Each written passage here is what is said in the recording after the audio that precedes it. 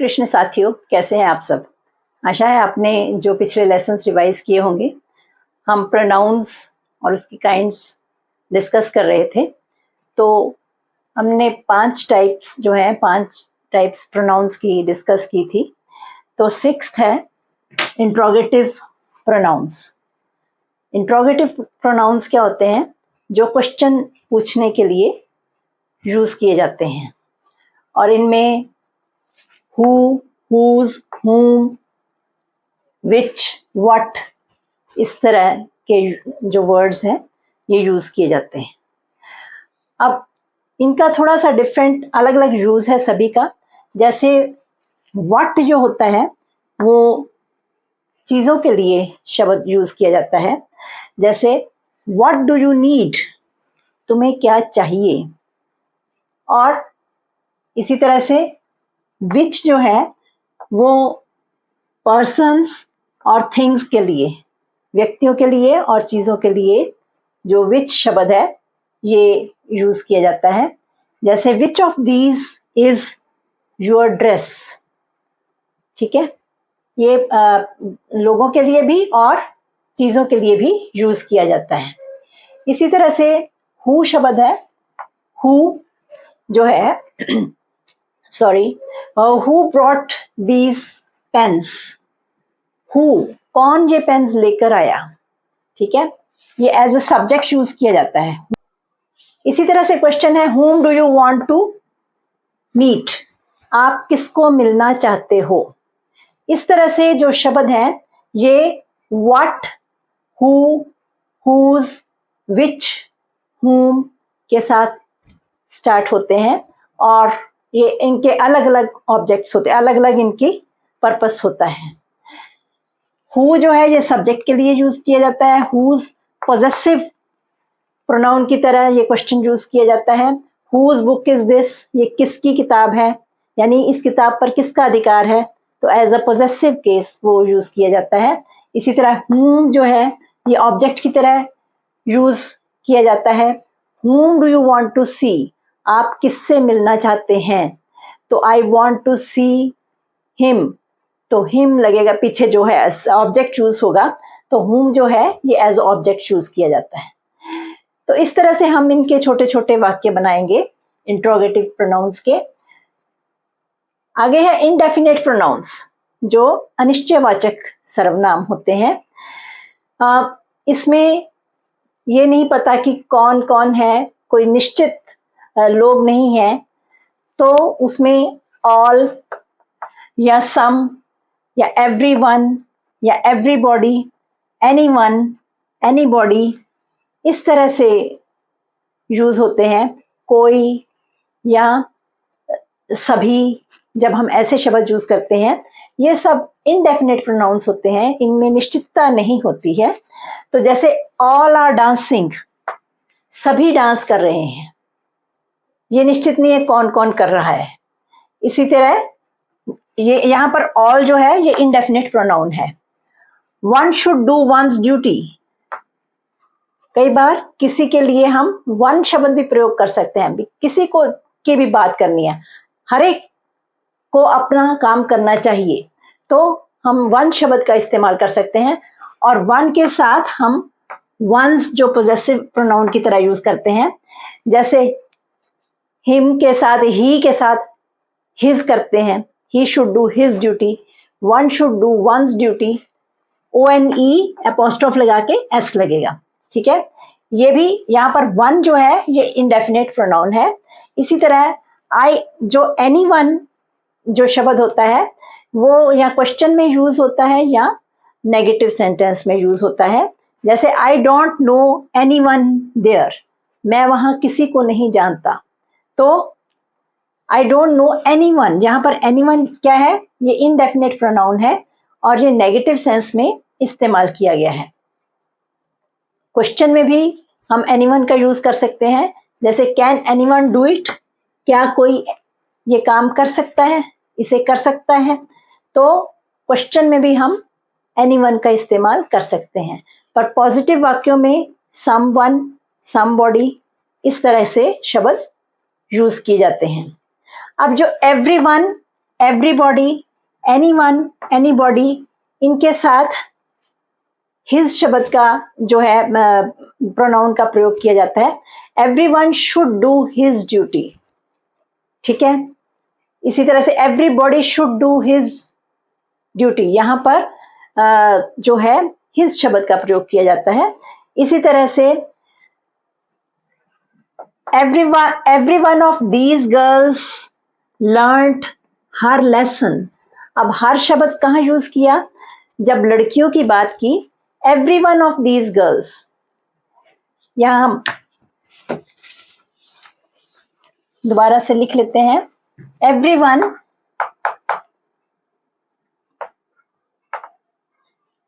of these girls learned her lesson, यानी इनमें से हर एक लड़की ने सबक सीखा, ठीक है। एवरीवन ये जो है ये इंडेफिनिट प्रोनाउन है।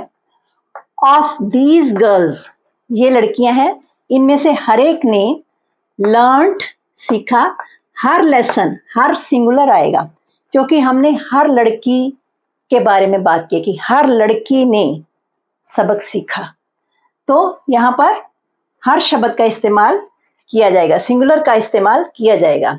और हिज का इस्तेमाल कब करते हैं?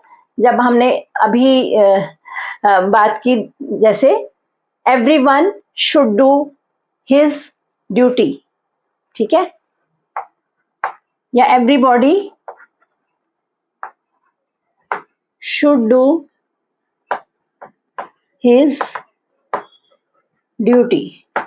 जब जर्नल बात होती है तब हम हिज का इस्तेमाल करते हैं। जब पता होता है कि यहाँ पर लड़कियों की बात हो रही है तब हर का। इनके लिए दे का इस्तेमाल नहीं, प्लूरल नहीं है, तो इनके लिए हम हर शब्द का इस्तेमाल करते हैं। इसी तरह से जो डिस्ट्रीब्यूटिव प्रोनाउंस होते हैं,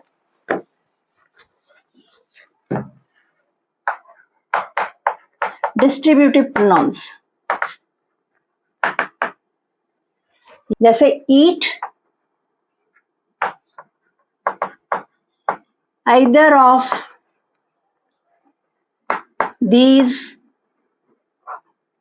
two apples। अब इसमें हमने दो एप्पल्स रखे हैं, ज्यादा नहीं है कि दो एप्पल्स हैं, इनमें से आप कोई भी खा लो, ठीक है।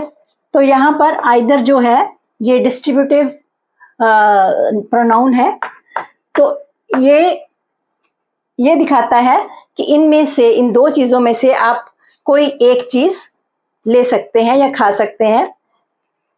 जैसे इसी तरह से each of you will get a prize। आप में से हर एक को इनाम मिलेगा, यानी हर इंसान को। तो इसके लिए यहाँ पर ईच जो शब्द है ये डिस्ट्रीब्यूटिव प्रोनाउन है, जो कि जहाँ बहुत से लोग खड़े हैं और हम हर एक की बात कर रहे हैं, हर एक की और संकेत करके कह रहे हैं each of you will get a prize, आप में से हर एक को प्राइज मिलेगा। इसी तरह से हाँ, नीदर के साथ भी इसका डिस्ट्रीब्यूटिव प्रोनाउंस का यूज कर सकते हैं। Neither of you will pass this year. अब neither मीन्स कोई नहीं, आप दो हैं, आप दोनों में से कोई भी इस साल पास नहीं होगा। तो यहाँ पर डिस्ट्रीब्यूटिव जो प्रोनाउन है ये नेगेटिव सेंस में प्रयोग किया गया है, परंतु यहाँ नो नहीं लगाया, यू विल नॉट पास ऐसे नहीं है, नॉट का प्रयोग नहीं किया गया। ईदर का जो ऑपोजिट होता है वो नेदर होता है, ठीक है, ईदर का ऑपोजिट होता है नेदर। तो आप में से कोई भी, यानी दो जो है वो उनमें से कोई भी पास नहीं होगा, दोनों के लिए बात कर रहे हैं। इस तरह से ये जो प्रोनाउंस हैं, डिस्ट्रीब्यूटिव प्रोनाउंस हैं, ये यूज़ किए जाते हैं। इसी तरह से आप इनके छोटे छोटे वाक्य बनाएंगे और इनको समझने की कोशिश करेंगे। आगे है रेसिप्रोकल प्रोनाउंस। रेसिप्रोकल प्रोनाउंस, ये जो रेसिप्रोकल प्रोनाउंस है, ये जो है आपसी संबंध, जो है आपस में संबंध होते हैं प्रोनाउंस के, वो बताते हैं। जैसे इसमें each other, one another, each other, one another, ऐसे शब्दों का प्रयोग किया जाता है। ईच अदर, दो इंसानों के लिए ईच अदर शब्द प्रयोग किया जाता है। वन अनदर, दो से ज्यादा लोग हों तो वन अनदर का प्रयोग किया जाता है, और ये ऑब्जेक्टिव केस में यूज किए जाते हैं। जैसे the two children help each other, दो के लिए हम ईच अदर का प्रयोग करते हैं और ये एज ऑब्जेक्ट यूज किया। दो बच्चे एक दूसरे की मदद करते हैं, ठीक है। The boys are quarreling with one another। अब दो से ज्यादा हैं बॉयज, तो हम कौन सा रेसिप्रोकल जो कौन सा प्रोनाउन यूज करेंगे? One another. एक दूसरे से लड़ रहे हैं, यानी एक मार रहा है तो दूसरा भी रेसिप्रोकेट कर रहा है, दूसरा भी वैसे ही मार रहा है, ठीक है, उसे कहते हैं रेसिप्रोकेट करना, वैसे ही उसके साथ लड़ रहा है।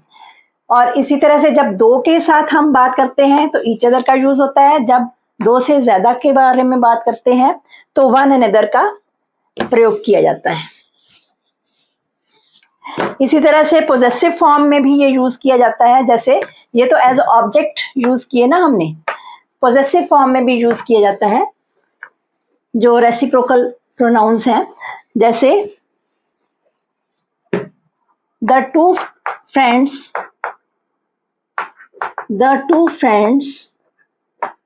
decided to meet at each other's house। दो दोस्तों ने निश्चय किया कि हम एक दूसरे के घर मिला करेंगे, यानी कभी आप मेरे घर आ जाना, कभी मैं आपके घर आ जाऊंगा।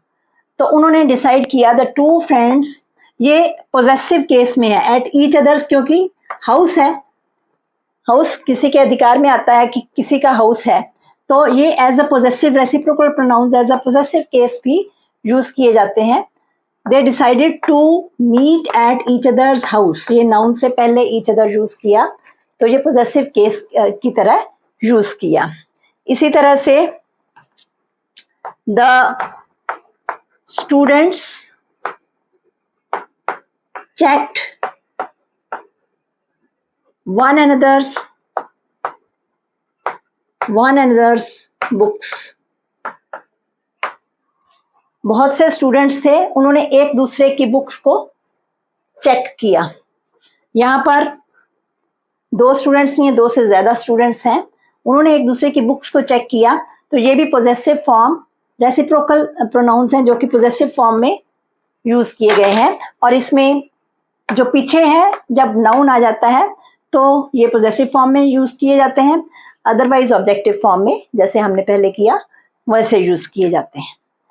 तो ये हमारी 9 टाइप्स ऑफ प्रोनाउंस थी। चलिए मैं आपसे एक छोटा सा क्वेश्चन पूछती हूँ कि अगर मैं आपसे पूछूं कि जो पर्सनल प्रोनाउंस हैं वो कौन से होते हैं, तो हमने किया था, तो कौन से होते हैं? फर्स्ट पर्सन में कौन से होते हैं? फर्स्ट पर्सन में कौन से होते हैं? आई का प्लूरल क्या है? वी। और एज ऑब्जेक्ट कौन से होते हैं? मी, अस। ठीक है, ये आपको रिवाइज थोड़ा सा हम कर रहे हैं। इसी तरह सेकंड पर्सन में कौन से होते हैं? सेकंड पर्सन यू का प्लूरल भी यू होता है, दोनों के लिए यू ही यूज होता है। और इसका जो ऑब्जेक्ट है वो भी यू ही होता है। यू ये एज अ सब्जेक्ट और यू एज अ ऑब्जेक्ट। ठीक है, और थर्ड पर्सन में कौन से होते हैं? थर्ड पर्सन में कौन से होते हैं? ही, शी, इट, दे। और इनके ऑब्जेक्ट कौन से होते हैं? Him, her, it, them. ये सब पर्सनल प्रोनाउंस हैं। इसी तरह जैसे हमने ये अभी किया, इसी तरह आप भी घर में जो अपने आप से क्वेश्चन करें और उनको रिवाइज करते रहें, जिससे कि आपकी प्रैक्टिस होगी। हर प्रोनाउन के 5-5, 7-7 वाक्य आप जब बनाएंगे, और अगर आपके पास ज़्यादा समय है तो ज़्यादा बनाएं, जिससे कि आपकी प्रैक्टिस अच्छी तरह से होती रहे। आज के लिए इतना ही। धन्यवाद। Stay blessed.